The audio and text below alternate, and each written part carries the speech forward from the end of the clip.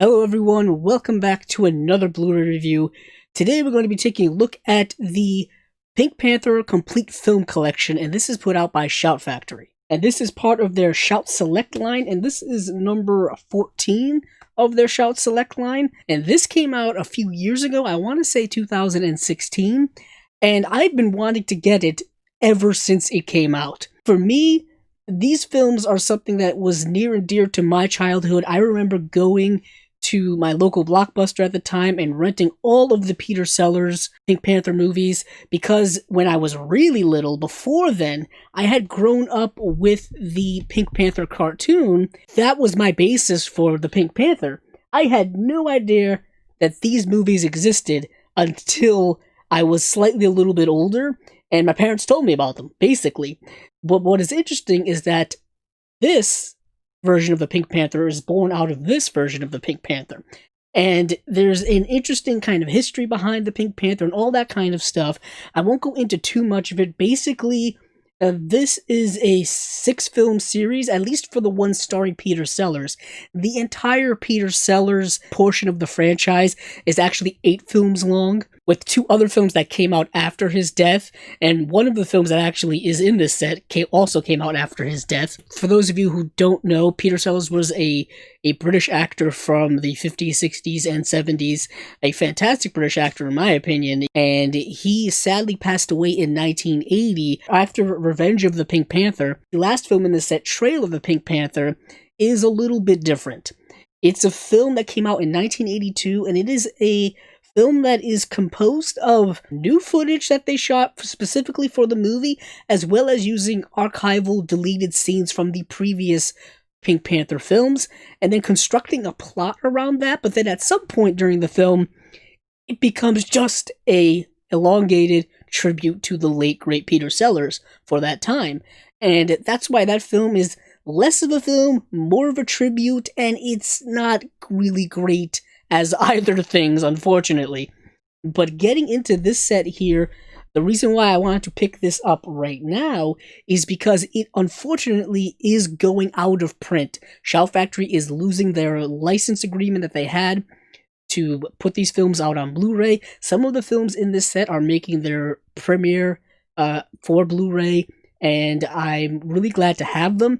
Unfortunately, I think the quality in terms of picture quality, I think, fluctuates throughout the series, and it's unfortunate because I think a lot more restoration work was kind of needed to really make these films pop extra on the screen. But let's take a quick look here on the front. As you can see, there is Inspector Clouseau, there's Pink Panther prints here, Shout Selection logo over here, and then of course the title up here with the Pink Panther. And what is interesting is that this character of the Pink Panther, which many of you probably know of, isn't part of the series specifically. How he came to be, and this is kind of a little long-winded, so I'll make it short. He was developed by DePatie and Frayling Animation Studio at the time, and basically he was designed just to be in the opening credits of the Pink Panther film, and he became such a huge hit that he got his own animated series, and there's been many different versions of that animated series, and he's gone on to be kind of an animation icon over the last, 50 to 60 years, and it's really quite amazing because this is an intro for a lot of young people, including myself. So, getting back into this set here, on the back here you get kind of a list of all of the films and the special features, but for some reason, for some of the films back here, they don't list all of the special features, but for some others they do. So let's take a look at this before we get into the regular Blu-ray case. So here you can see it lists all of the films and some of the special features, and I'll read off all of this behind here, and I'll even go into all of the specifics for what's actually on each disc, because they don't do that good of a job of showing that. Even inside the set and inside the booklet that's inside the set, they really don't mention them. As you can see here, there's a slip box, and it slides out like so, and you get a kind of a larger regular Blu-ray case as well as a booklet itself. I'll go into the booklet a little bit later. Here you get the same picture as the front of the box, and it's the same exact back as well. There's absolutely no difference whatsoever. And opening it up here, you get each film on their own disc. So inside here, you get a color palette of kind of black, white, and black, white. Here you have the first two discs, which is the Pink Panther and A Shot in the Dark. And the Pink Panther came out in 1963, and A Shot in the Dark came out in 1964. And just talking about the difference between the two films is kind of rather vast. I don't want to get into too much of this, but just bear with me. The original Pink Panther film is not quite what was come to known about the Pink Panther series. You don't really get the super bumbling, super over-the-top Inspector Clouseau character that Peter Sellers famously portrayed. What you get is a little more straight-laced, but he still kind of has a bumbling quality to him. What you get in the film, though, is a more serious film that is a mystery. There's this jewel thief portrayed by David Niven, known as the Phantom. Apparently, Inspector Clouseau is an expert on the Phantom, and he's put on the case to find the Phantom because at the beginning of the movie, he robs this really expensive jewel known as the Pink Panther, and it's the largest diamond in the world, and that's how you get the Pink Panther. And the thing with the Pink Panther diamond is if you look at it, I think in a certain light, you can see a Pink Panther in it. So that's why they call it the Pink Panther Diamond. You get a nice little prologue of the origin of the Pink Panther Diamond. It's very fascinating, very interesting. And it's a really nice romp that takes place in, I believe, the Alps. And it's really good. I really enjoy it, but it's not quite what I came to know the franchise to end up being. A Shot in the Dark, though, is also completely different, I think, than the Pink Panther, as well as the other films in the franchise. For many people, A Shot in the Dark is the best movie within the franchise. And what's fascinating about that is Peter Sellers wasn't happy with A Shot in the Dark. And it's a movie that's a murder mystery, but the interesting thing with that film is that it is where we get all of the Clouseau-isms that start coming up. The over-the-top French accent, the costumes that he took that were absolutely ridiculous, all the shenanigans that he got into, a lot of that started in A Shot in the Dark. I think it's a really good and fascinating movie, and I would say it's the best, but it's not my favorite. My favorite is the next film in here, and that is The Return of the Pink Panther. And the reason why it's my favorite is because it is the first of these Pink Panther films that I saw when I was a kid. And I really loved it. It's over the top, it's wacky, and it's certainly, I wouldn't call it the best. I would say perhaps the second or maybe third best, depending on who you talk to. Because for me, the franchise kind of goes up and then kind of comes down. You'll see in the next couple of films that I'll talk about. But Return of the Pink Panther has one of the funniest, openings with introducing us to Inspector Clouseau. You also get another mainstay within the series in his boss, who was also introduced in A Shot in the Dark, but you get to see him even more here. And he is portrayed by Herbert Lom, and he would be portrayed throughout the rest of the series. And it's a fascinating relationship that those two have. And what's cool about The Return of the Pink Panther is that kind of combines the elements of the original Pink Panther film as well as A Shot in the Dark. But what is interesting about this film is that it came out in 1975. Which was several years after A Shot in the Dark, nearly a decade, because Peter Sellers didn't want to do the character anymore after the first two movies. And it's not like they weren't hits, because those two movies were big hits. He just didn't want to do it. And they tried to do an Inspector Clouseau film in between there in 1968, when I believe Alan Arkin played Inspector Clouseau, and it just didn't work. And I should also mention that all of these films are directed by Blake Edwards. Blake Edwards was someone you probably know as the director of Breakfast at Tiffany's, probably his most well-known film, and he had quite a contentious relationship with Peter Sellers. Sometimes they were great friends, sometimes they were bitter enemies, and their relationship would kind of go up and down. But next film here, like I said, is the Pink Panther Strikes Again. It's okay, it's not great. The biggest problem I have with it is that it's super over-the-top, wacky, maybe some fantasy or sci-fi type elements to it, and it's so dated. And all of these films are dated from a relative sense, but I think in terms of just what certain over-the-top sci-fi 70s films that were coming out at the time, it adopted a lot of those elements. It's really, really goofy. And what is fascinating about that is the next film, which is The Revenge of the Pink Panther, completely ignores everything that happened in the previous movie. But The Revenge of the Pink Panther is not great for me. Inspector Clouseau is still a standout and is still the reason to watch, but the plots kind of get thrown to the side. You're only honestly dealing with the Pink Panther diamond in about 2 out of 6 of these films. They talk about it in Trail of the Pink Panther, but there's not much plot to it.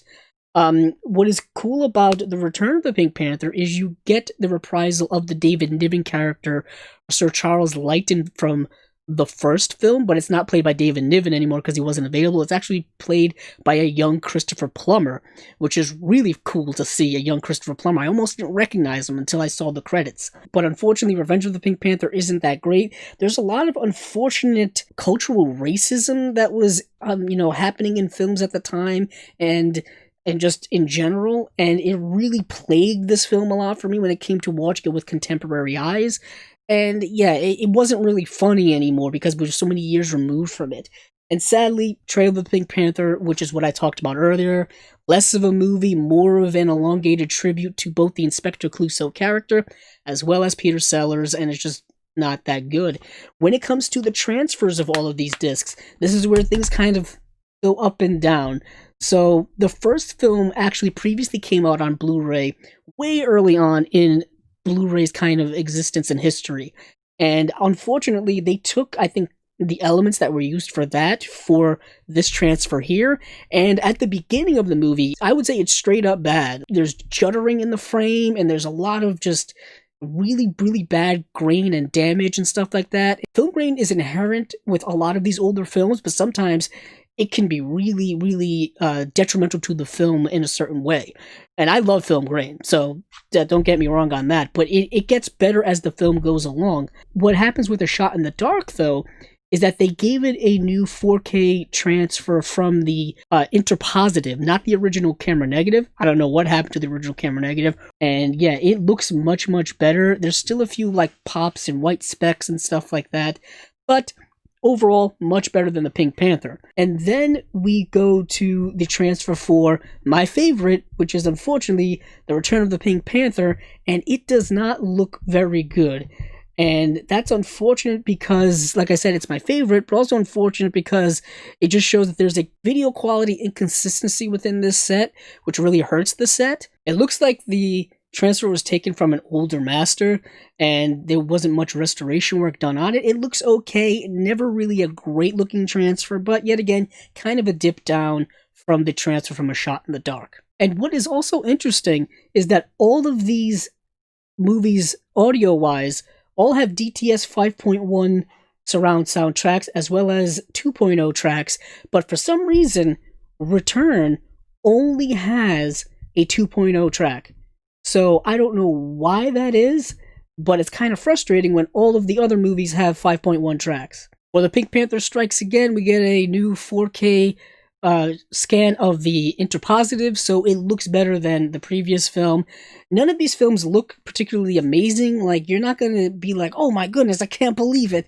But this one looks okay. So it doesn't say whether the transfer for Revenge of the Pink Panther is a new scan at 4K of the interpositive, but it's another transfer that looks okay. It's in high definition, but it's got a lot of issues when it comes to white specks and just scratches on the screen and all that kind of stuff. Some of that stuff could have been cleaned up had they had taken the extra effort and probably poured in a little bit more money into it. And lastly, and obviously least of all, is the Trail of the Pink Panther, which doesn't look very good at all. The problem, I think, is that it's a combination of so many different reels of film from different movies that you get different qualities. I don't think they really took the time to do much when it came to the transfer. But that is unfortunate because you kind of want to end the set with a little bit of a high note. But when it comes to special features, let's go into all of them, and let's start off, of course, with the original film, The Pink Panther. It contains an audio commentary by writer and director Blake Edwards, a new and Italian Indian, The Pink Panther Princess, a 2003 featurette, The Pink Panther Story, a 2003 featurette, Behind the Feline, the Cartoon Phenomenon. That goes into, of course, the animation and the cartoon and all that kind of stuff. There's a 2008 featurette, which is a conversation with Robert Wagner. Very, very interesting. A 2008 featurette that is called Diamonds Beyond the Sparkle. And 2008 featurette, The Tiptoe Life of a Cat Burglar, a conversation with former jewel thief Bill Mason. Theatrical trailers, still gallery, and poster gallery. I'm reading off my computer if you're wondering why I'm looking off screen. So that's all of that, and that contains probably the most robust of the special features is the first film. And A Shot in the Dark has a decent specials package, and we have a new audio commentary by Jason Simos of the Peter Sellers Appreciation Society. New featurette, Back to the Start, The Origin of the Pink Panther, an interview with production company chief Walter Mirisch, Blake Edwards and Julie Andrews on The Dick Cavett Show, and then there's the trailers, still gallery, poster gallery, rare image gallery. So for Return of the Pink Panther, we've got a new audio commentary by Jason Simos of the Peter Sellers Appreciation Society, a new featurette, A Bit of Passion and Lots of Laughs, an interview with actress Catherine Schell, new featurette, an interview with production designer Peter Mullins, a 1975 featurette, The Return of Laughter, the making of the Return of the Pink Panther, theatrical trailers, TV spots, radio spots, stills gallery, poster gallery, and then rare image gallery. For The Pink Panther Strikes Again, we have new audio commentary by Jason Simos of the Peter Sellers Appreciation Society, new featurette, Panther Musings, an interview with actress Leslie Ann Down, a new featurette, A Cut Above, editing the Pink Panther films, an interview with editor Alan Jones, a 1976 featurette, Clouseau, the greatest fumbler in the world, the making of the Pink Panther Strikes Again, trailers, TV spots, radio spots, still gallery, poster gallery, photographer Colin Settle's on-set gallery, and then an Easter egg which is 15 seconds long. Let's get into the Revenge of the Pink Panther special features. And what we have here is a new audio commentary by author and film historian William Patrick Maynard, trailers, TV spots, radio spots, still gallery, poster gallery, on-set gallery. So as you can see, kind of dwindling there in terms of special features. And let's go to the last one, which is Trail of the Pink Panther. And I don't think this has much of anything. It's got a new audio commentary by author and film historian William Patrick Maynard, trailers, still gallery, poster gallery, rare images gallery, and that's it. Before wrapping up here, I just want to go over the booklet. And the booklet here actually has a really long essay that kind of covers the history of these films. And the essay is written by Peter Sellers Pink Panther Films by Jerry Beck. That's what it's called. And what you get in here is an elongated essay, as well as like posters for the movies and stills from the movies and kind of cool, interesting things like that. It's a thin book and it's kind of fragile, so be gentle with it. The set itself is kind of fragile, so be gentle with it. Mine came damaged and I had to get it replaced, and it still came damaged, but less damaged than the first one. So yeah, this set is kind of a little bit fragile when it comes to its packaging. What I love most about this set is I get to revisit all of these great Peter Sellers performances that he did for this, iconic character of Inspector Clouseau. There are technically 2 more films that are part of this franchise that are not in this box set. Those 2 films are actually being put out on Blu-ray by Kino Lorber, and one is Curse of the Pink Panther and Son of the Pink Panther. What is interesting is that Curse of the Pink Panther and Trail of the Pink Panther were, I think, being made around the same time. And what is interesting about Trail of the Pink Panther is that originally the concept that Blake Edwards had is that it was supposed to be kind of like Citizen Kane, but with the Inspector Clouseau character, but it really pales in comparison greatly. Now, Curse of the Pink Panther came out in 1983, and it's really not that good of a movie. And Son of the Pink Panther came out in 1993, and that movie stars Roberto Benigni as the son of Inspector Clouseau. Yet again, also not a great movie. I kind of want to get those 2 just so I can complete the franchise. So that has been the Pink Panther Film Collection, put out by Shout Factory, part of their Shout Select line. Get it while you can, because it is going out of print, and I don't know how the pricing is going to go when it comes to third market sellers. They tend to be a little annoying and jack the price up when things go out of print. So get it while you can. Thank you for watching this video, and if you like this video, please check out the other ones I have on my channel and subscribe.